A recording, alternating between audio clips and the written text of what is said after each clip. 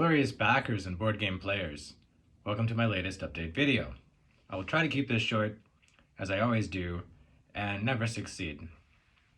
So speed this up if you like, or just read the text. I'm going to splat my world onto you so that you know not just what I claim is going on, but how I think about it. This is an update on the production and delivery of Glory's second edition as a project, as an artistic pursuit, and as an obligation to you who have already paid good money to receive this product. As you know, Kickstarter updates these days, this year, tend to describe a lot of delays. There's a lot of unpredictability in the supply space. That includes actual production, and that includes cargo and ports, and that includes delivery. So, where are we right now with regard to that whole mess? We're in QC still. We're in quality control. We are right before production. But there are some changes that I'm making to the game in the back and forth between the designer and the factory. That's a period of the process that is rather unbound. It can go perfectly right the first time, or seeing the physical copy can cause you to rethink what you thought was the best choice, or what was the best choice on a computer screen may look different on paper. Okay, you go from one color palette and especially brightness and contrast to another. And in our case, from a design point of view outside of the physical visual, we also committed to an improved, to an expanded solo mode campaign. Now, we had made major headway in this before we kickstarted, and I was happy to ship to first edition holders over Shopify based on what we had. But just like when I made first edition, there was so much interest in the solo mode campaign that I felt it was justified taking the risk, the time risk, to ratchet it up a notch. So the one-player scenarios really are quite thick. They're not just, here are some rules to make an automatic opponent. This is a full-fledged campaign, 6 scenarios long, where it's very elegant in the sense that it doesn't take many words to describe the rules changes to Glory to play the different scenarios, but there are rules changes. So that's really unique. This is almost like when you're a kid, you have that activity booklet, and as you turn the page, they're all fun activities, but they're very different types of activities. So some of the scenarios are prolonged battles, card after card after card, with special rules on how to heal and how to go through a massive epic multi-stage battle. And the last scenario includes 2 heroes fighting together simultaneously, which has not been done before in Glory, against a final sort of extended boss battle against sort of an army. This is a totally different vibe than Glory multiplayer, which is about, the easygoing beginning of an adventure you put on your backpack, it's like the beginning, the Fellowship of the Ring versus like the Two Towers, and it slowly picks up, and it goes more from logistics to estimating when is the time to risk mortality, and you get this very strong sense of progression because it starts out so easygoing, and at some point you can never recognize, it gets to this racy feeling at the end where you feel justified in taking really big risks. Game's going to end anyway. You're either going to come in first or not. No guts, no glory. Do or die. is a vibe that's naturally created through the pacing of the game, and you're able to risk elimination in the last moments if you're the kind of player, if you have the kind of personality that would rather go down trying rather than just sort of sit on your hands knowing who wins for the last half an hour. And, that's fine too. You can do that. Yeah, so that's great. I mean, like, I am an extremely passionate believer in what Glory has to offer on anybody's bookshelf that's not already there. And the solo play, I think is very competitive in terms of like how refreshing it is as its own activity. So that was initially, like, after the Kickstarter ended at the end of May, that was initially what took a little bit of time, so that you can't get that chunk back. That's in the past now. So we're in QC. I'm gonna go walk over this motel I'm staying in for the non-Hogue Publishing board game work that I do in water management. I'm gonna walk over and get that. I'm gonna show it to you. You're gonna feel like it's real. You're gonna see that it's real. And we're going to talk about the progress of the game, what I'm really excited about, and then I'll sort of end by mumbling apologies about the unpredictability of production and delivery right now. Okay, hold on.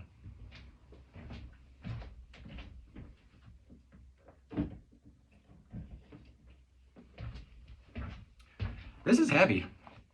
So this is it. It's got this gloss finish. This doesn't show up on camera super well. These are the sort of things that, let's get it closer maybe. That gloss finish shows up strangely, But that's just the sort of thing I'm talking about with all of the little nuances. That's not different for Glory than any other game. But you open it up, and as you know, I don't like producing inserts, even though I know inserts can be really fun for a big, complicated game with a lot of components. And Glory actually has a lot of components, even though I've tried my best to reduce the number of them. But what we did do that's smart is good geometry. So you see the character boards here. You can see the witch there. The amount of space, it all fits together like a puzzle quite nicely without inserts. So, you can put the loose accessories down this gutter, and the cards fit just so above the map, which is down there. You see the map. You can put that on the top too. It's kind of up to you. But anyway, it's all real, and it looks quite good. The cards were not quite as thick as I wanted them to be. I think I have to double check to make sure that it's not just because it's the prototype copy, but I don't know why they would do that. So I got to make sure that is not a mistake. The actual box cover, we're going to increase the contrast, and I do like this sort of white emblem on which Glory sits, the word Glory sits. But it worked much better on the first edition box than the second edition box. I'm actually going to lose it, make Glory a little bit larger, increase that contrast and a little bit of brightness. The box is a strange one. There's some things that I'm changing because they look better on the computer screen than they do in person on print. That logo, that's a thing where it's the other way around, where it looks better when I physically look at it than try to put it through a camera, or when I try to make a mock-up, for the website, for instance. So there's a bunch of that detail work going on. I'm extremely excited about the final content. I think we're really punching hard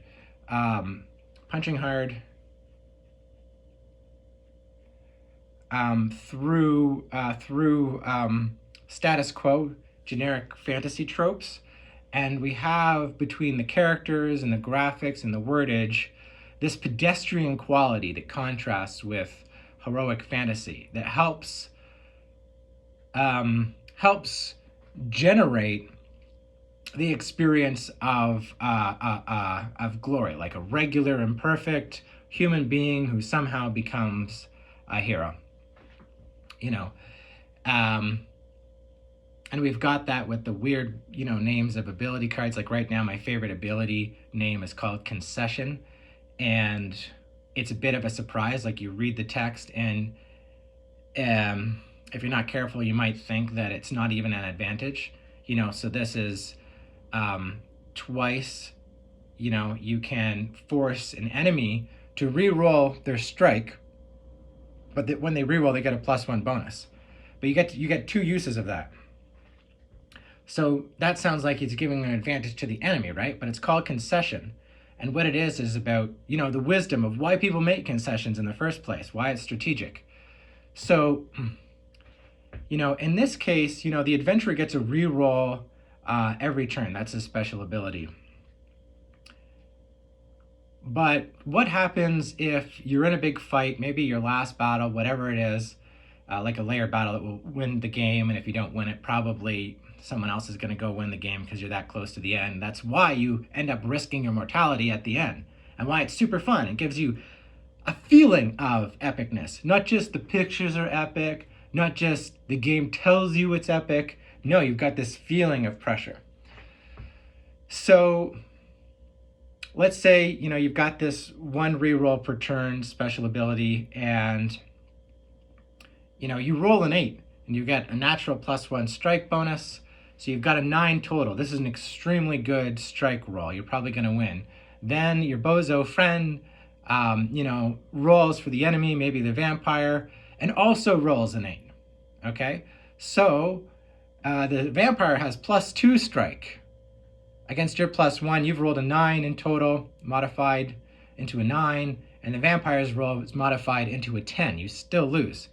Now, how are you going to use your special ability to re-roll in order to win? You cannot. But you have this card, Concession, this ability, Concession, where it's like you create, like let's say you're in battle, let's imagine this, like you create an opening to continue this round of combat, to continue this combination of moves. You weaken your own position slightly because you're so happy with the position overall. You want it to continue. You're going to pay a cost to continue with this sort of advance, because you think you almost got the enemy. You think you've got some larger, you give up a smaller scope advantage to retain your own larger scope advantage. So when the enemy rolls with a +1, which is the cost of you keeping your roll of an 8, sort of, they're much more likely to roll lower than an 8, obviously, right? So if the vampire rolls a 6 or less, which is, your chance of that is 3/4, 75%, 6, 1, 2, 3, 4, 5, 6 against 7 and 8, then you've won and you win the whole game. But you can't do that with your adventurer's special ability. You can't re-roll your 8 into like a 9. It's an 8-sided die. You're stuck with that number. That's the best that you could ever roll, So concession is there for when you roll high and you want to take advantage of it, and get rid of when your opponent matches your good fortune, your good luck, with also a high roll. And the concession can be used twice. So it's kind of a weird ability that maybe isn't balanced if you just discard it with one use, because it's really good for those situations when you both roll high, but it's not that helpful if you roll low. That's when the adventurer's ability is good.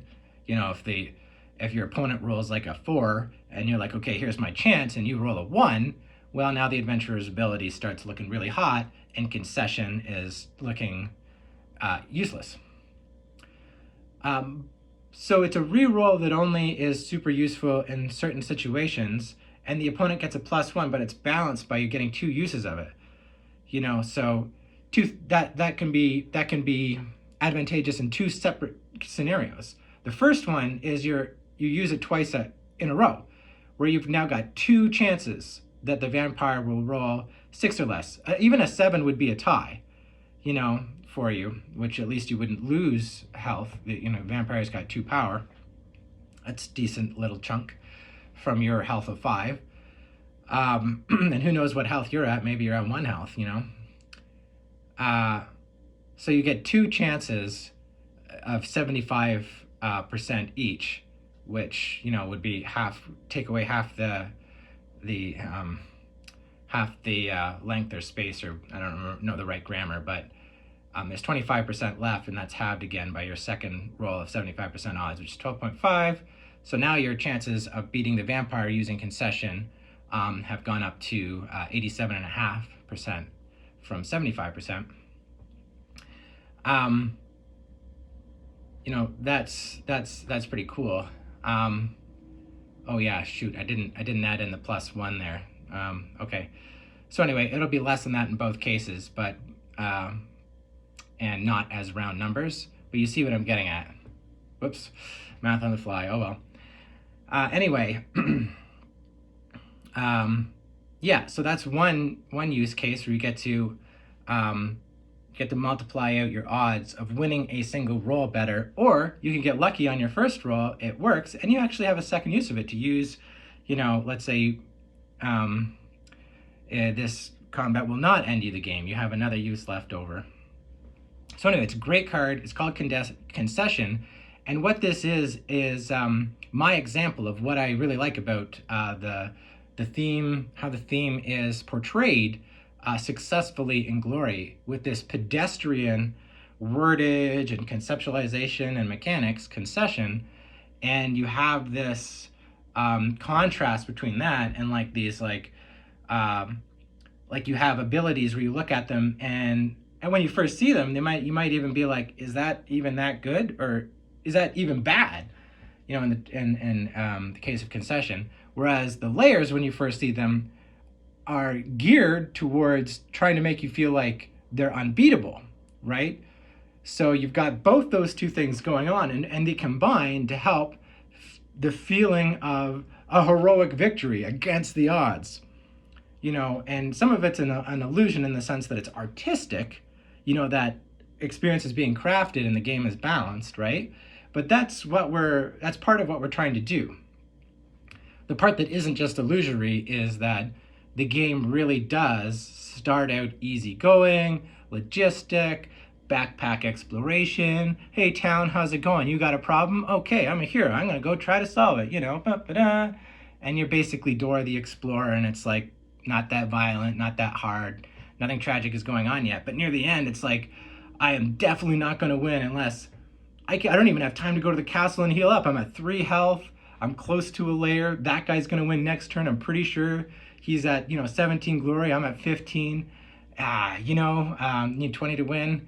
I gotta go for this layer at 3 health. I do have some good cards that help me out. Maybe this is the adventurer at 3 health going against the vampire. He can take 1 hit, and then he's got to depend on his special ability cards, and goods cards to take him through the rest of the combat, which can very well happen. People who have played a lot of first edition know that those do or die moments can be really fun, and they can go either way. And it's a fun game whether you win or lose. And everybody witnesses it. Everybody's witnesses the tragic with you, sees your pain, which you try to hide because you're a big boy, but it is painful, which is really fun. And on the other hand, if you win, somebody else is like, oh God, I was doing better. Like, I should have won that game. I just needed one more turn. And you're like, yes, yes, yes.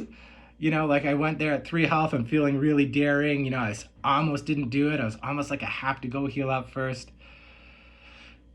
Yeah, all my videos end up being 20 minutes. So now I have to do my mumbled apologies.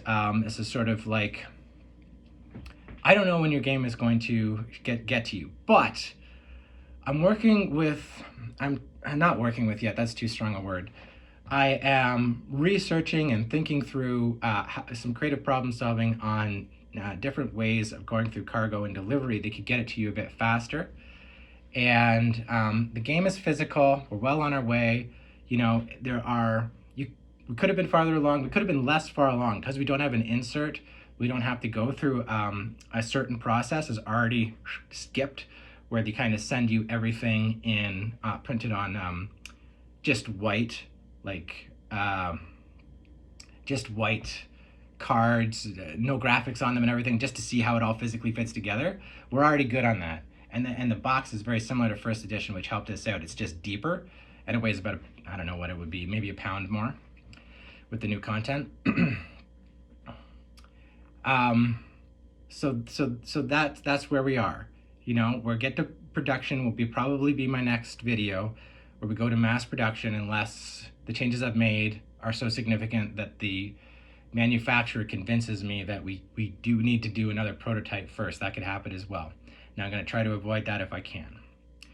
That's where we're at. I can't wait for everybody to play the game. The game is good. The Kickstarter process versus a couple years ago, because of all the supply chain stuff, it sucks. But let's all be in it together, and I'll give you another update in another month.